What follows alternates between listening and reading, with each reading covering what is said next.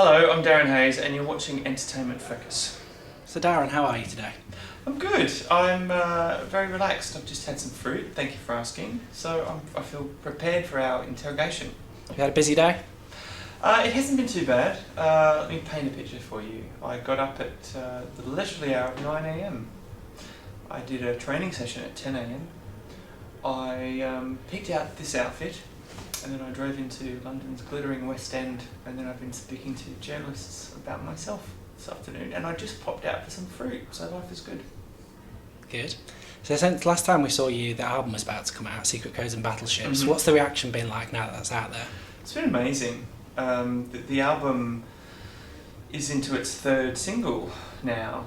Bloodstained Heart comes out at the end of February, and it's a relief actually. I just sort of did some dates in October and November where I was singing a lot of the record the week it had just come out, so audiences weren't that familiar with the new material, and it feels nice that it's sort of sinking in, and I'm really proud of the reception so far. It's been good. And how do you feel the fans have taken it compared to your other albums? Well, all I can really tell you is the feedback that I get, I guess. And it feels like this record is it's a really nice marriage between my very early beginning of my career and sort of my newest, coolest, most loyal, fans. It's a bit of cliche, but it's sort of something for both, or something for everyone, because it's very digestible, and it's the songs are being played on the radio, but it's still really unique, and I think the audience really appreciates that. It's not like it's not condescending. It's a really sincere record. It just happens to be one that's I don't know, quite melodic. So tell us about Bloodstained Heart. It's your new single. It's out in a couple of weeks. Mm-hmm. What's it about? Bloodstained Heart is one of my favourite songs I've ever written. I wrote it for someone in my life who was going through a terrible time, and I couldn't do anything to prevent them going through that. I just had to offer, my love and support. But it's really, I wrote it for myself as well, in that it's a song for anybody that feels like they're really up against it, whatever it is in your life, and you're thinking that maybe you're not going to win the battle. And so you sort of have to, in a snapshot, you have to look around at your life and really hold on to the people that mean the most, and just think, if we're going to go out, we're going to go out punching. Let's maintain our dignity, So it's really, I know it's a heavy song. It's sort of inspirational and very cinematic, but at the same time, it's I think it's a very simple message, and people seem to respond to it. And recently, of course, you're in London in the West End offering out free hugs. What was all that about? I offered out free hugs as a bit of a laugh, really, on Twitter. I just sort of was sitting up in my front room and thought, considering giving out free hugs, and then the idea was kind of born. I thought, this could be quite cool, actually. So I had a chat to a couple of friends and thought, could I actually do this? Like, if I tweet a location, could we trust people not to be psychotic? And do you think anyone would even turn up, Because if they did, we could film it and be this kind of really simple, beautiful thing. So it was a real experiment. I didn't know if anyone was going to turn up, but they did, and I filmed the whole thing, and I've taken to making these really simple, sweet little personal videos where I write messages, and I cut it all together on my laptop and just put it up on YouTube, and the response was just great. We ended up, I think we sent it out as a Valentine's Day card in the end, but the original idea it wasn't born in a record label boardroom or anything like that. It was me sitting at home on Twitter, just thought, hey, who wants a hug? And it turned out that lots of people did, so it was really beautiful. And did you have any crazy people turn up, or was everybody mostly calm for the day? No one was crazy. Everyone was so sweet, and people had flown from literally all over the world. I think there was someone from the Philippines, there was someone from Belgium, Stockholm, Germany. I was so touched by that, and I ended up needing the hugs more than they did. It was a freezing day, and there were hundreds of people, and we didn't have any permission to be in Somerset House, or we had one security guy on standby in case there was anyone a bit strange, and everyone was lovely and so respectful of of my space, and well dressed, and they smelled good too. That was good. It's quite unusual for an artist such as yourself to interact with your fans like that. Is it quite important for you to connect with them in unusual ways? It's important for me to be real, and I think there's something really sweet about the hug video because there's so much trust involved. And I've done similar things like that on stage before, where I've walked into the audience and I just sort of ask, really just with body language, if people just give me a bit of space. And there was a show I did once in Australia where I walked from the stage to the back of the room and just met people and did a similar thing, hugged people and touched people. But I think when people see that if you know that it's going to be calm and it's going to be quite respectful, this kind of feeling washes over the room where everybody's saying, wow, this is so cool, but no one's freaking out. And I don't know, I like to think that that's my audience. I think my audience is quite sophisticated and really quite respectful and smart, and I don't treat myself like, I mean, everybody loves to be under lights and have all the star treatment or whatever, but I don't really see myself as, certainly don't see myself as above the audience. I don't really see myself as a celebrity. So I think that that's kind of that agreement that I have with my audience. They pay me and let me sing and do my job, and in return, sometimes I give them hugs. No more though. That's enough. It's nice though, isn't it? Yeah.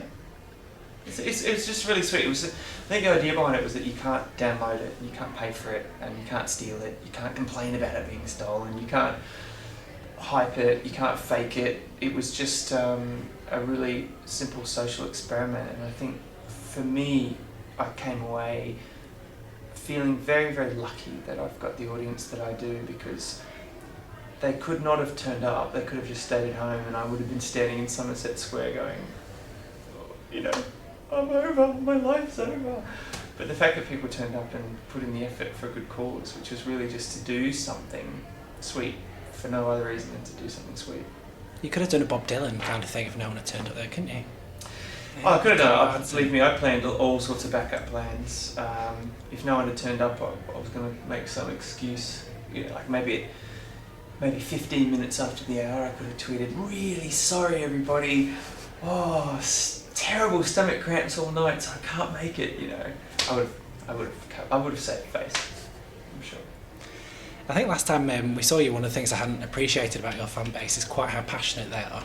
Because I know every time we do anything on you, every time we talk to you, anytime we even mention you, it goes a bit mental and crazy. Okay. And we get lots of really passionate messages. What's it like for you to have such passionate fans? I'm really lucky to have a really solid, amazing, supportive audience, and sometimes I feel like it's a bit of a clan almost. It's I'm sure from the outside in it can seem a little crazy, but I've grown up with these people.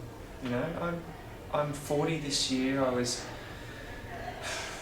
guess I was 18 when I started singing, so I forget when Savage Garden started, but it's been at least 20 years that I've been a performer, and to have this kind of relationship with an audience where they've seen me through all of my different incarnations and, let's face it, hairstyles and good songs, bad songs, iffy songs, whatever, they've stuck around is pretty, it's more than a fortunate thing. It's really, I'm very lucky. There's something I wanted to talk to you about. I was watching your appearance on the Australian X Factor. Okay. So many X Factors, mixed up with them these days. What was that like? You were helping Natalie Basingthwaite. What was that experience like for you? I find the whole judging thing really difficult. I'm glad that I've always been able to assist people. I'm about to do something for The Voice in Australia, and it's a similar thing. I'm really just there helping, giving advice, because the role of the bad guy and the idea of cutting someone or telling them that your their dream is over, I just couldn't be in that position. So I really enjoyed it. X Factor was, especially performing on the show as well, was an extraordinary feeling, because the kids backstage, they sort of treated me a little bit like pop royalty, which I didn't expect, but I realised, God, I'm like 20 years older than a lot of these people, and I realised when I got out on that stage that there's so much that I take for granted for having just survived the industry that these kids don't know yet. So I have a real soft spot really for anyone that puts themselves through that. It's so difficult, such a difficult thing to do.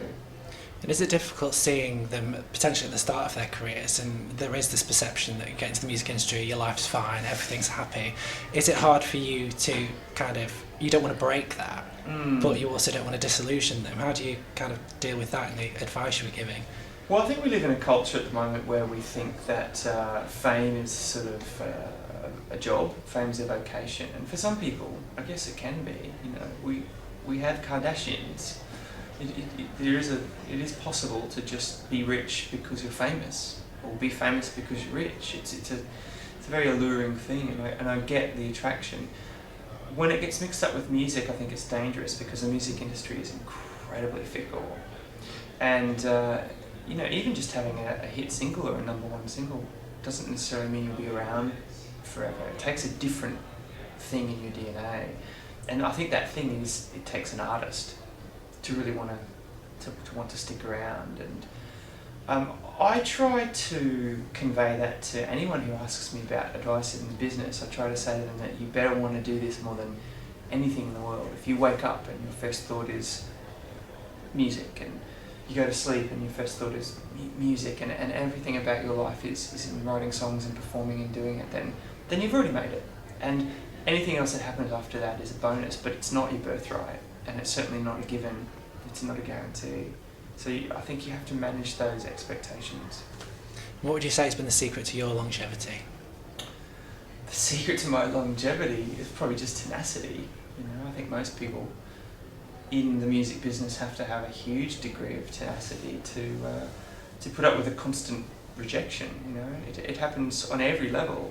It happens to me every single day. You know, you don't hear about the things that I want to do. You just hear about the things that eventually happen. But you know, there's a lot of heartache, I think, in putting yourself up under scrutiny and really trying to do things that you hope will, in some tiny way, make a connection with people. It's very, very difficult. It's very competitive. So I think you have to. I don't know. I think one of the things I've done is I've definitely stayed out of celebrity culture. I have a very small circle of friends. I can count them on one hand, and I'm very close to my family, and I try to kind of remember that that's real, and the rest of this stuff.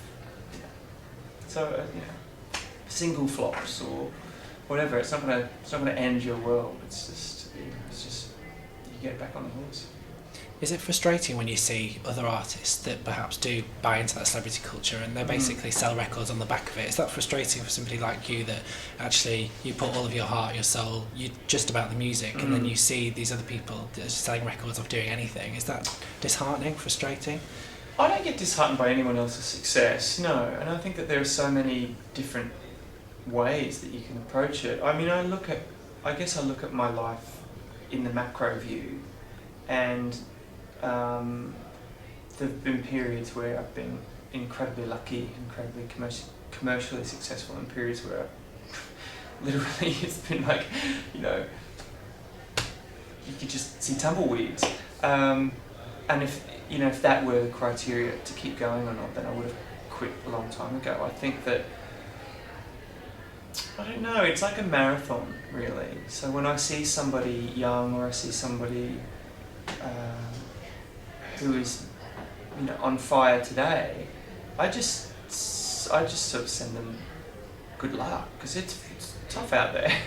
You know, I mean, gosh, this business, sometimes someone who has an incredibly successful record, their first record is just blindingly successful, and that's as far as they ever get to make it. It doesn't seem fair, but it's sort of the nature of the beast, really. It's not very loyal. You know, you have to be able to do this and treat, I think, success and treat an audience a little bit like the ocean and like a tide, and sometimes things will be with you and sometimes they'll be against you. But if you look back, as I have, you know, over my career, I'm still really grateful, and I still kind of see that. Actually, I can even remember some of the tiny little dramas from 5 years ago. I just sort of see the, you know, I see the point that I've gotten to today. There is this there's this thought these days, isn't there? You have to churn out an album a year, like somebody like Rihanna, who's had 6 albums in 6 years, I think. How do you just kind of stay away from all that? Because you work at your own pace, which I think is admirable, and I think that's a good thing, and that's how music should be.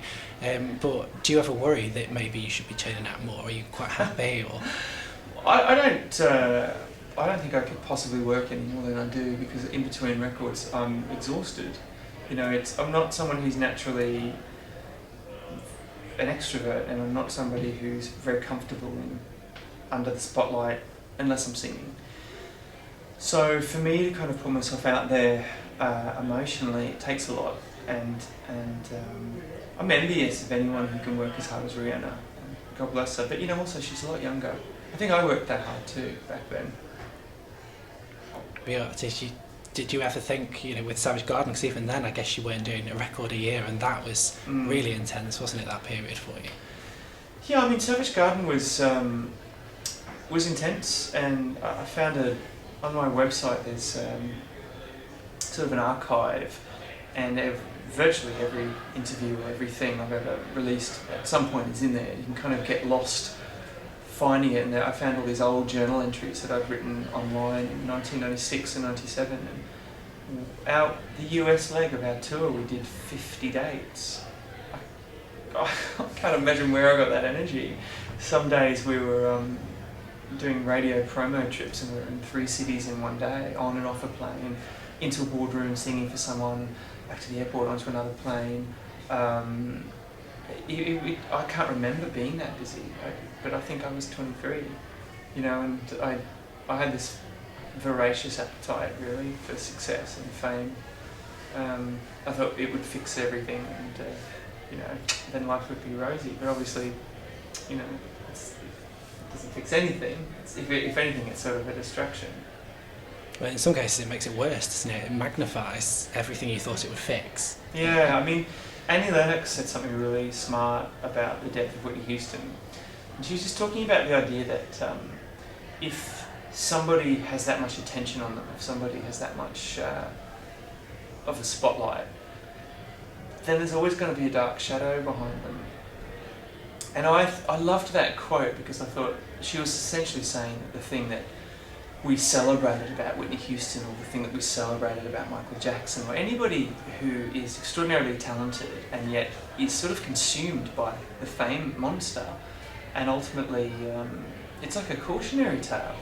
You know, it's like playing with the devil. This attention, this fame, it carries with it so many other things, so many expectations, so many hangers-on, and you know, if someone's in an inner circle, they want to keep the star isolated, and if they're outside the circle they feel slighted, and you forget actually that at the centre of all that was just somebody who had this thing that we liked to watch. You know, Whitney Houston had this extraordinary voice, but in the end the thing that made her famous took all of that away from her. So I feel like I've just skated around all of that my whole career. I've always just tried to be very, very, very aware of that. In the short term, it's very tempting, I think, to be number one. I'd love to, you know, I'd love to go and make a record with whoever that I'm not interested in at all, but whoever's in the chart at the moment, just so that I can be in the chart. But the reality is that at what price? Fame. It's an old question, but it's a good one. So my final question for you is, when can we see you performing live again? Oh, I'm going to tour again in September, October, so we're just putting a few dates together now, but I'm really excited, and hopefully we're going to take the show out to places I haven't been in years, so outside of Europe, and hopefully into other countries that I'm not allowed to mention yet, but yeah, really excited. Exciting.